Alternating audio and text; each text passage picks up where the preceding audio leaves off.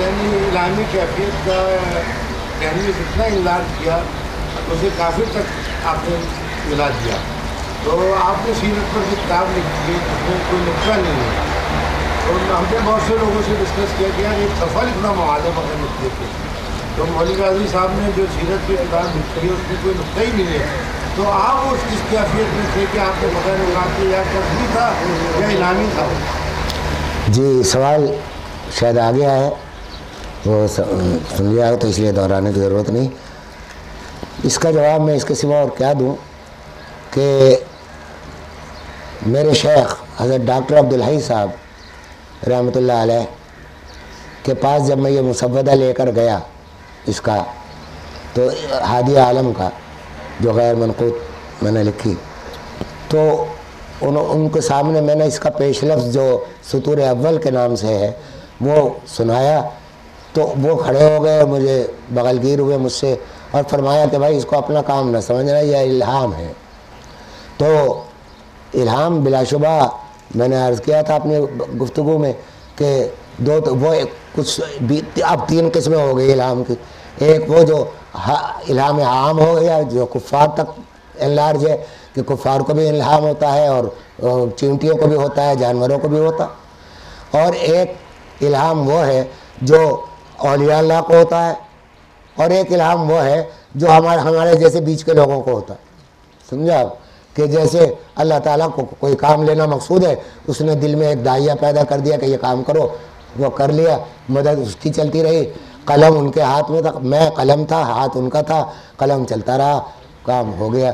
تو اس لیے میں تو اس کو اپنی طرف نسبت دیتا ہی نہیں، کسی اور ہی کا کام تھا جو اس نے میرے ہاتھ سے لے لیا.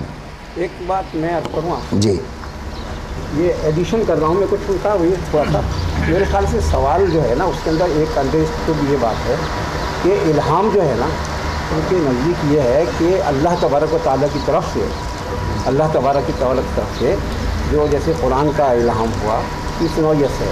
اب جو دوسرے الہام کا جو ذکر آپ نے فرمایا نا وہ جو ہمارے ماحول ہوتا ہے، جو ہمارے حالات ہوتے ہیں، گھر کے حالات ہوتے ہیں یا سیاسی حالات ہوتے ہیں، اس کے اندر جو بصیرت ہوتی ہے ان کی، وہ اس کے اعتبار سے وہ یہ تعین کر لیتے ہیں کہ یہ فلاں بات ہونے والی ہوئی ہے، وہ ایک علیحدہ چیز ہے. جی وہ الگ ہے. دیکھیے الہام کا یہ بات وضاحت کر دوں ذرا سی کہ الہام کا ایک تو تعلق ہے مستقبل سے، کہ الہام ہوا، اولیاء اللہ کو الہام ہوتے ہیں تو انہیں مستقبل کے حالات کا کوئی الہام ہو گیا کہ کل فلاں واقعہ پیش آ جائے گا، یہ ہوگا.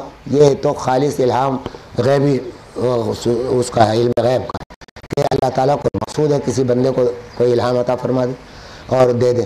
لیکن بزرگوں کا یہ محقق بزرگوں کا یہ بھی بالکل واضح طور پر متفقہ مسئلہ ہے کہ الہام کوئی کمال نہیں. الہام جو ہے وہ اللہ تعالیٰ کے قرب میں کوئی ادنا سا بھی اضافہ نہیں کرتا. سمجھا؟ عمل اضافہ کرے گا، اس الہام کے مطابق عمل کرو گے تو عمل میں اضافہ، وہ قرب میں اضافہ ہوگا. لیکن الہام سے کوئی وہ کمال نہیں ہے. کسی کو اگر الہام ہو رہا ہے تو بعض جوگیوں کو بھی الہام ہوا کرتے ہیں، وہ اپنے ریاضتیں کر لیتے ہیں. تو اولیاء اللہ کے ساتھ جو خاص الہام ہے وہ خالص دینی معاملات کا ہوتا ہے، ان کے اپنے حق تعالی شاروں کا فضل ہے وہ بہت بڑا، لیکن وہ اس کو بھی کمال نہیں کہا جائے گا، کیونکہ بہت سے لوگوں کو صحابہ اکرام کو بہت سے الہامات نہیں ہوتے تھے، لیکن ان کے برابر کوئی بڑا وہ نہیں ہے. بلکہ حضرت تھانوی رحمۃ اللہ علیہ تو یہاں تک فرماتے ہیں کہ ایک مرتبہ سبحان اللہ کہنے سے جو قرب حاصل ہوتا ہے وہ الہام سے نہیں ہوگا. سمجھا؟ تو اس واسطے الہام کی یہ قسمیں تو قرآن و سنت صحیح ثابت ہے، یہ پر نازل ہوتی ہے. اس میں یہ فرق ہے کہ وہ کلام اس میں ظنی نہیں ہوتا، الہام ظنی ہوتا ہے، وہ یقینی ہوتا ہے. جی حضرت یہ جو آپ نے وضاحت فرمائی کہ بینک کی میں جو ملازم ہیں ان کی آمدنی جو ہے حرام کی ہے، تو اس سلسلے میں یعنی ضمنی بات ہے کہ ہماری زندگی میں تو بینک رچ بس گئے ہیں. کسی بھی شخص کی آمدنی جو ہے وہ بینک کی بالواسطہ یا بلا واسطہ طور پر اس سے ہم خارج نہیں کر سکتے. اب ہزاروں لوگ کمپنیوں میں کام کر رہے ہیں جو صرف بینک لون کے اوپر چل رہی ہیں. انہوں نے بینک سے لون لیا ہوا ہے تو ساری پرچیزنگ سارا کچھ سلسلہ ان کا اسی سے چل رہا ہے. تو اگر بینک کی نوکری کو ہم حرام کہیں گے تو وہ کمپنیوں میں کام کرنا جو کہ صرف چلی بینک لون کے اوپر رہی ہیں، جنہوں نے کئی کروڑ بینک سے لون لیا ہوا ہے، اسی کے اوپر سے وہ تنخواہیں دے رہے ہیں سارا کچھ، माल चल रहा है, कुछ इंपोर्ट एक्सपोर्ट का कारोबार है, वो सारा बैंक के थ्रू हो रहा है। अब ये तो माशरे में इस तरह से रच बस चुका है, तो अगर हम एक चीज़ को कहते हैं तो हमारे जहन में ये सवाल पैदा होता है कि भाई एक शख्स बैंक में तो काम नहीं कर रहा, लेकिन फलां टेक्सटाइल मिल में काम कर रहा है, लेकिन फलां टेक्सटाइल मिल ने हबीब बैंक से 50 करोड़ रुपए लोन लिया हुआ है, अब वो क्या करें? सवाल ये है जी कि फरमान जायज़ नहीं है। तो इस तरह तो ये हमारे यहाँ इस कदर इन्वॉल्वमेंट है तमाम तिजारत का कि जितने कारखाने कपड़ा बनाने वाले हैं या और दूसरी दवाएं बनाने वाले हैं दूसरे हैं, वो बैंकों से कर्ज़ा लेते हैं और 50 करोड़ का कर्ज़ा उन्होंने लिखा, तो हम बिलवास्ता तौर पर तो फिर भी सूद के अंदर मुब्तला हो जाते हैं।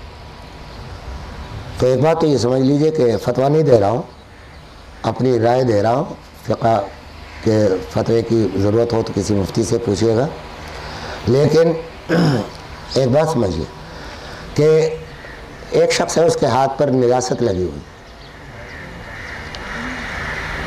अब मैं उससे हाथ मिलाना चाहता हूँ, समझा? तो उस हाथ से मैं बचना चाहूँगा जो जिस पर निजासत लगी है, दूसरे हाथ से हाथ मिला लूँगा।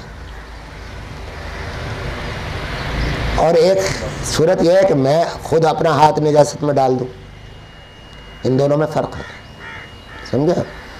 बिलवास्ता तो हम हदीस के मुताबिक कोई एक शख्स भी जो ये दावा करता है कि हम सूद नहीं खाते, वो भी खा रहे हैं, समझे आप? इसलिए कि मैं अगर ये दावा करता हूँ कि मेरी आमदनी हलाल है, तो वो बिलवास्ता किसी ना किसी तरह हदीस के मुताबिक, हदीस में आया, हुज़ूर सल्लल्लाहु अलैहि वसल्लम ने फरमाया कि अगर सूद नहीं तो सूद का गुबार तो ज़रूर पहुँचेगा, समझे? तो ये इब्तला जो है इससे तो कोई महफूज नहीं है। अब जब ये महफूज नहीं है तो ये हमारे इख्तियार से बाहर हो गई बात, और गुनाह इख्तियारी पर होता है, गैर इख्तियारी पर नहीं होता। ये एक उसूल है शरीयत का। तो इसलिए इख्तियारी बात पर गुनाह होगा अगर हम इख्तियार से इसको इख्तियार करेंगे, और अगर गैर इख्तियारी तौर पर मुब्तला हो रहे हैं तो उसमें कोई गुनाह नहीं। सूद के जो मामला